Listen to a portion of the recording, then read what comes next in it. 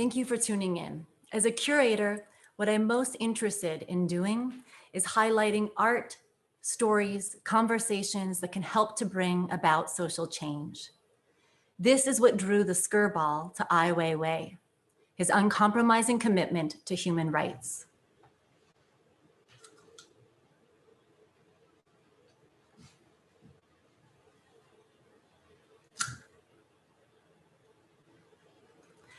I'm here to talk with you today about Ai Weiwei's exhibition, Trace, which was organized by the Hirshhorn Museum and Sculpture Garden in Washington, D.C., and which will debut at the Skirball in 2021.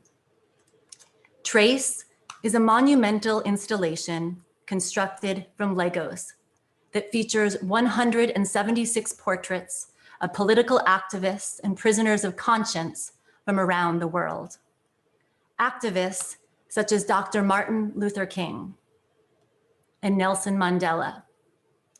Let me begin with an introduction to Ai Weiwei, what led him to make Trace and to become the person and artist he is today. Ai Weiwei was born in 1957 in Beijing. In 1958, at the age of 1, his father, the celebrated poet Ai King, was denounced by the Chinese Communist Party and exiled to a labor camp in remote Xinjiang province in northwest China. Ai Weiwei spent the first 14 years of his life there, and the experience had a profound impact on him. In 1978, 2 years after Mao Zedong died and Chinese universities were once again allowed to freely admit art students, Ai Weiwei enrolled in the Beijing Film Academy. A year later, at the age of 24, Ai Weiwei founded an artist collective called The Stars that staged protests calling for democracy and artistic freedom. This is an image of a pop-up exhibition of contemporary and subversive art that The Stars organized outside the National Art Museum in Beijing. The exhibition was shut down within 3 days. Restless, seeking a conversation with the wider world, in 1981, Ai Weiwei left China and moved to the United States.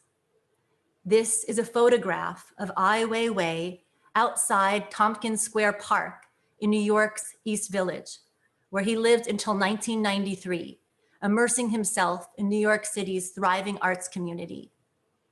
He attended Parsons School of Art and the Art Students League. He visited museums and galleries frequently. He became keenly interested in the conceptualism of Marcel Duchamp and in the art of Andy Warhol.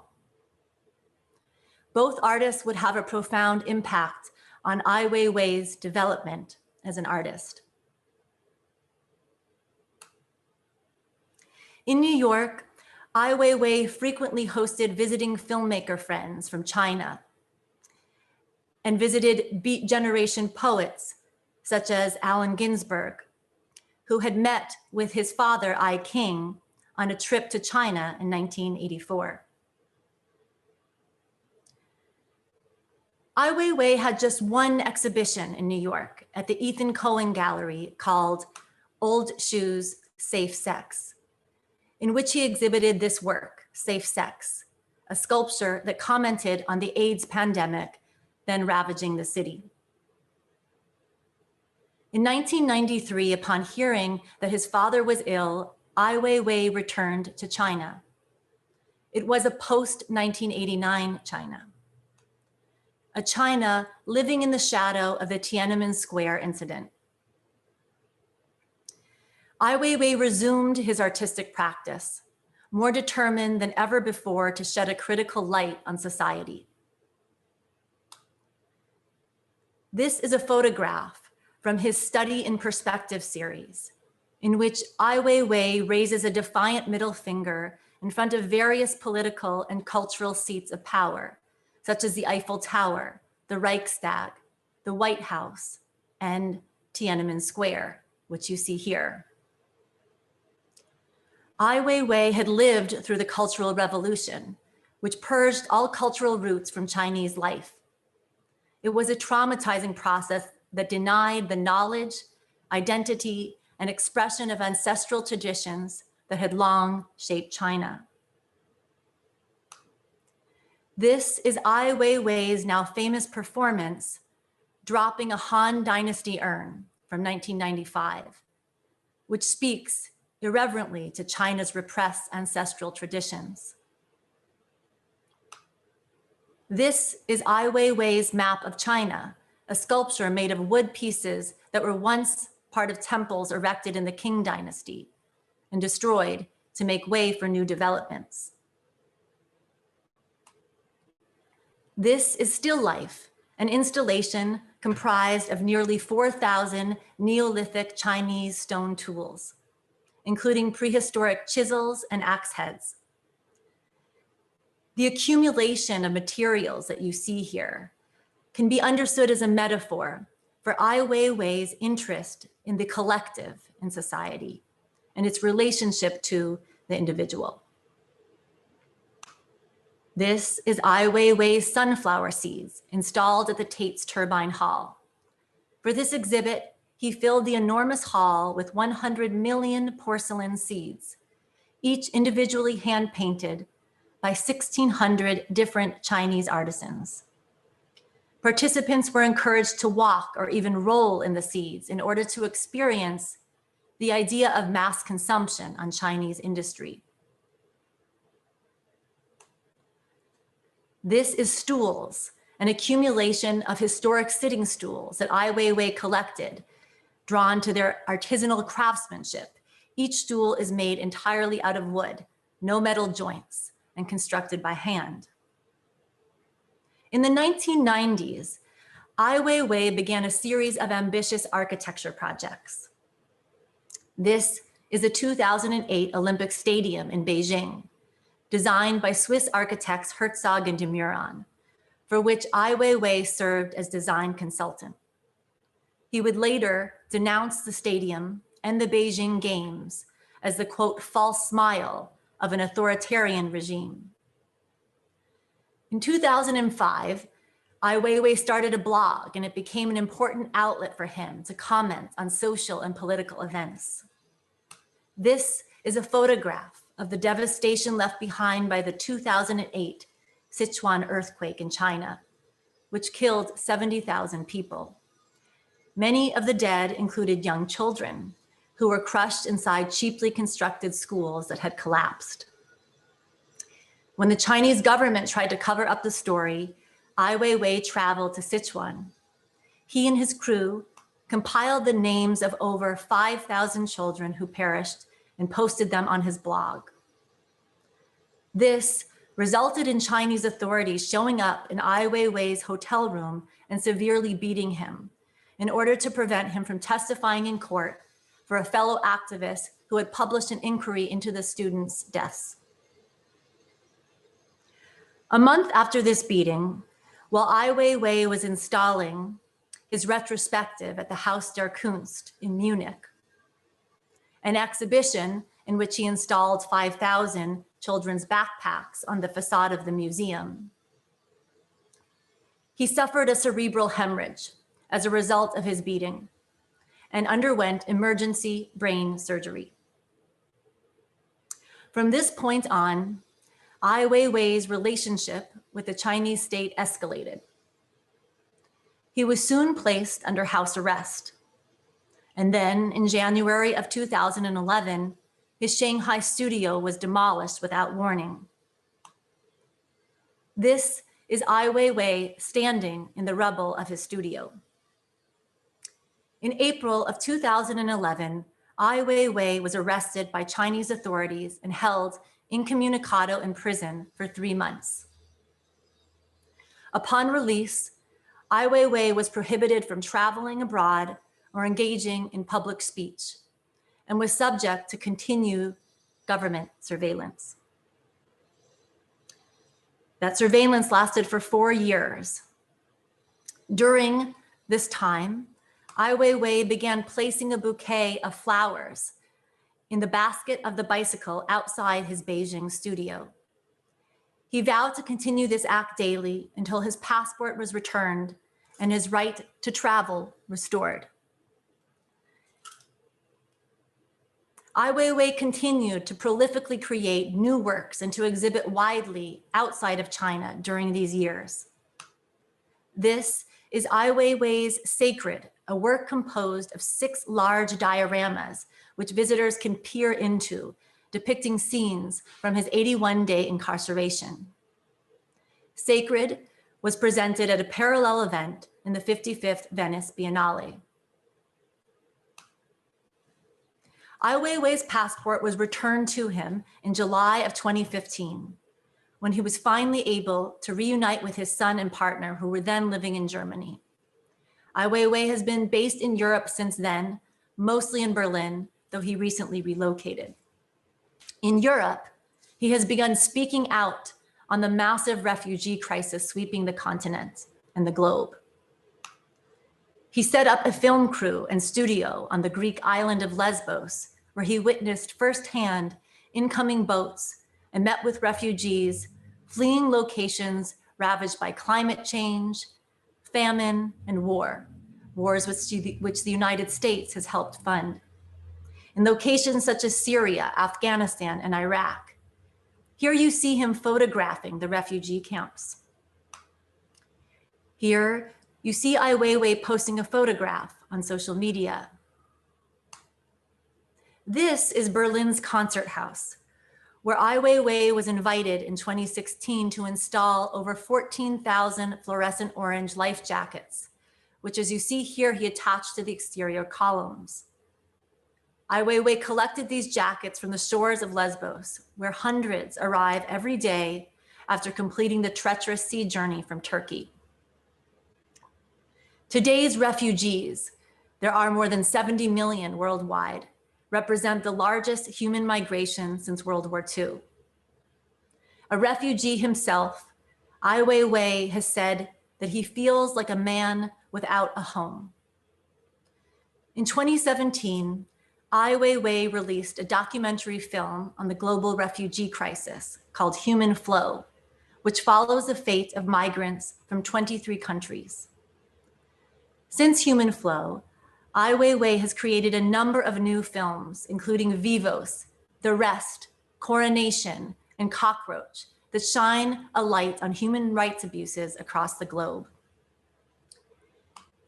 It is this unwavering commitment to humanitarian rights and freedom that fuels Ai Weiwei's work Trace, his monumental Lego work, to which I want to return. This is an image of Trace when it was exhibited at the Hirshhorn Museum and Sculpture Garden in Washington, D.C., which organized this exhibition and with whom it has been such a pleasure for the Skirball to work. Trace is an artwork that foregrounds Ai Weiwei's own experiences of incarceration. It was created in China while Ai Weiwei was living under surveillance and prohibited from traveling.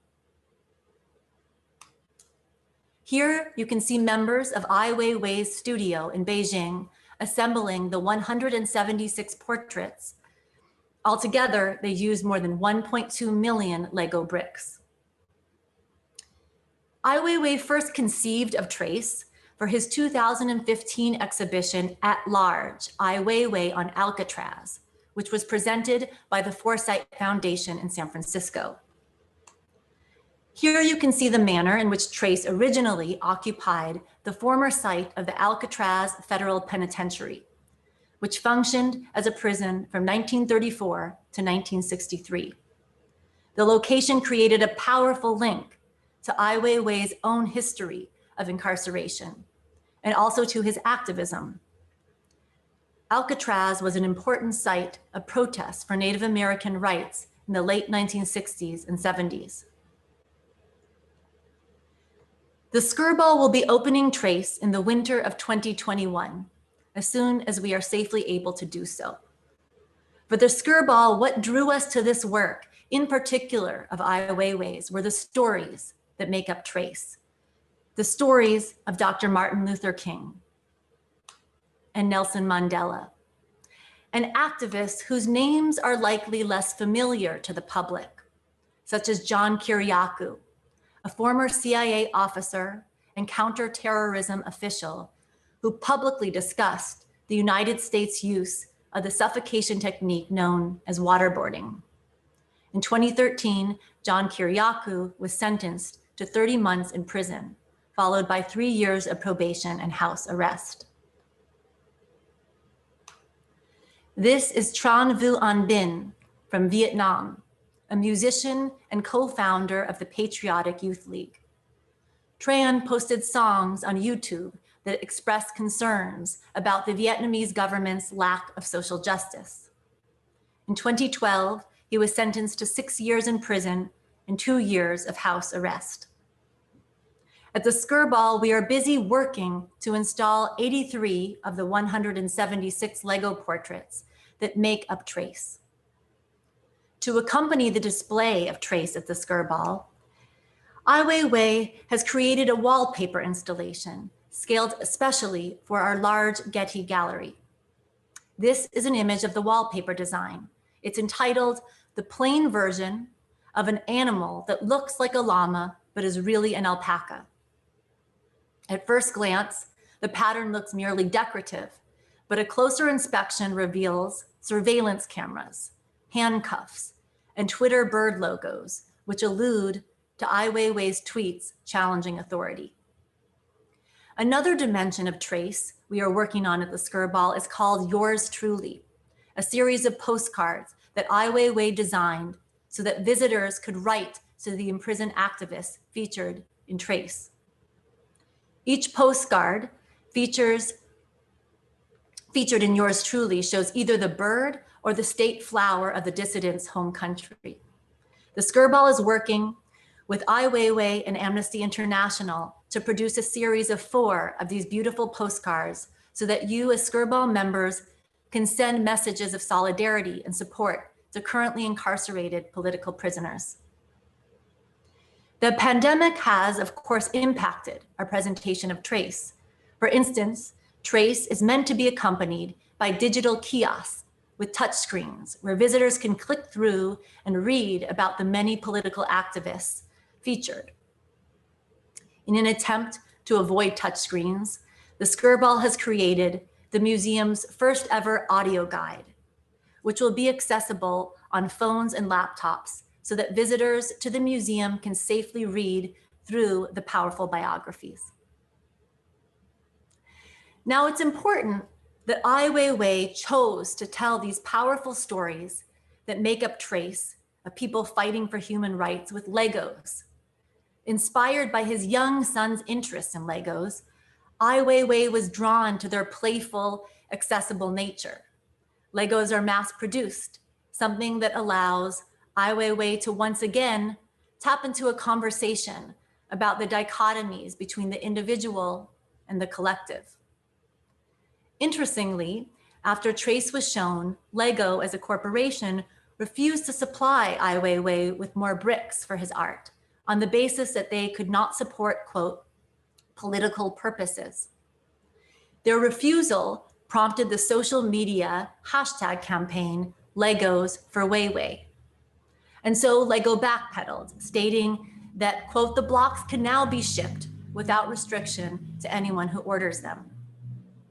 The reality is that Legos, like all children's toys, or as Ai Weiwei would argue, like all objects, are deeply marked by societal formulas, by politics. It is precisely the undercurrent of Legos that Ai Weiwei was interested in highlighting with this work. This is what I think I find most captivating about Ai Weiwei's exhibition Trace: the use of Legos to present a societal formula or narrative that this time is not about swordplay or enacting violent cinematic sagas like the Lego Star Wars kits encourage children to embrace, but about using Legos to communicate a narrative rooted in human rights. Since Trace, Ai Weiwei has repeatedly turned to Legos to make new artworks. These are the Lego portraits that Ai Weiwei made of the 43 students who in 2014 were forcibly disappeared by the Mexican government from a teacher's college in southern Mexico, a leftist-leaning school known for its strong tradition of labor organizing. In 2020, Ai Weiwei made a film called Vivos about these 43 students and the human impact of their disappearance. I'm pleased to tell you that alongside our exhibition of Trace, the Skirball will be hosting virtual screenings of Vivos and of Ai Weiwei's film, The Rest, which is a parallel film to Human Flow. We will also be hosting a conversation with Ai Weiwei on social justice and filmmaking. I hope you will all be able to join the Skirball for the conversation and for these special film screenings. You can find more information on Ai Weiwei's Trace and on the accompanying programs on the museum's website.